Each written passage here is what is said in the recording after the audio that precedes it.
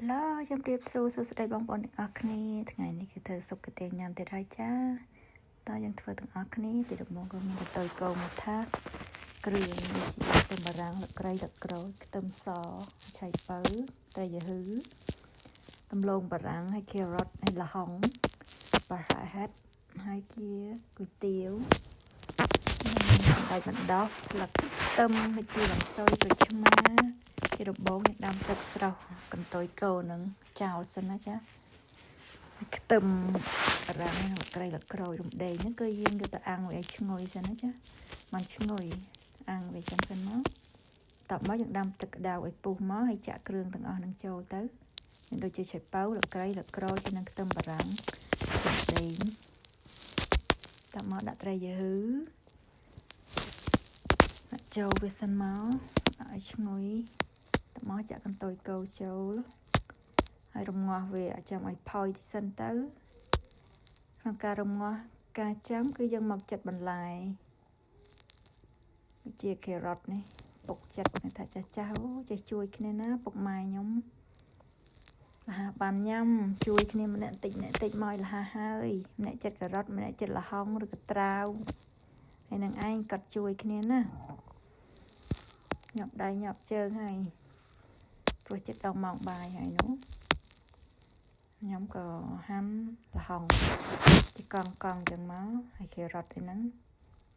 ពុកម៉ែខ្ញុំឈូសហើយឈូសបកហើយខ្ញុំយកមកកាត់វាកង់ចឹងមកហើយខ្ញុំចូលចិត្តហូបបន្លែជាមួយនឹងស៊ុបបងបន្លែយើងដាក់ខ្ទឹមបារាំងដាក់អំឡុងបារាំងដែរដើម្បីបានបន្លែញ៉ាំច្រើនតែខ្ញុំក៏គាត់ចូលចិត្តដែរនេះបន្លែយើងហាន់ហើយ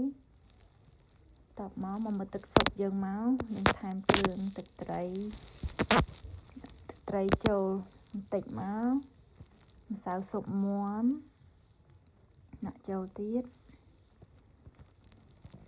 ហើយអំបិលក៏ដាក់ចូលតិចទៀតដែរតបមកមើលសាច់ចិត្តផុយហើយយើងដាក់ល្ហុងហើយនឹង carrot ចូលកូរវាបន្តិចទៅឲ្យវាចូលជាតិ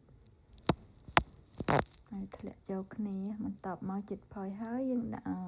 ខ្ញុំលាយត្រាវបន្តិចដែរចង់សាកមើលខ្ញុំចូលចិត្តញ៉ាំមកហើយនឹងដំឡូងបារាំងដាក់ចូលក្រោយហើយស្លឹកខ្ទឹមឲ្យឈ្ងុយបន្ទាប់មកគឺដាក់ប្រហិតក្រោយគេចាប្រហិតតមកយើងងាស់វាបន្តិចទៅដើម្បីឲ្យប្រហិតនឹងផុយឥឡូវនេះគឺស៊ុបរបស់យើងគឺថា2ម៉ោងតម្រាំតែសាច់នឹងផុយក្រោយជា2ម៉ោងមកគឺហើយហើយចានេះតែប៉ុណ្ណឹងរួចរាល់ហើយអាចស្រស់ញ៉ាំបានហើយភ្លក់មើលតាមហ្នឹងទៅណាបងប្អូនខ្វះខាតទឹកថែមផុយតាមហ្នឹងទៅខ្វះស្ករថែមស្ករថែមអំបិលទៅណាបងប្អូនតាមការចូលចិត្តហ្នឹងមកគឺរួចរាល់បាន2ថ្ងៃ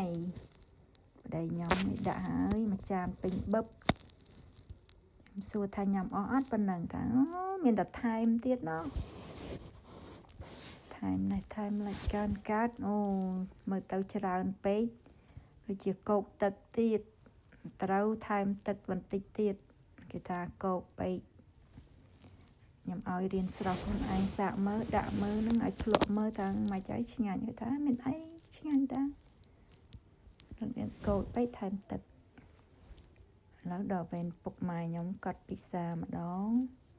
គឺគាត់ថាឆ្ងាញ់អត់ពុកថាមានអីឆ្ងាញ់តាល្មមហើយដល់ពេលខ្ញុំឆ្ងាញ់ហើយដល់ពេលខ្ញុំញ៉ាំម្ដងអើយឆ្ងាញ់តាមានអីពុកថាឆ្ងាញ់គឺឆ្ងាញ់ហើយមកល្មមរសជាតិអូខេវីដេអូខ្ញុំគឺមានតែប៉ុណ្្នឹងឯងបងប្អូនសូមអរគុណជម្រាបលាបាយបាយជួបគ្នានៅពេលក្រោយទៀតអូខេ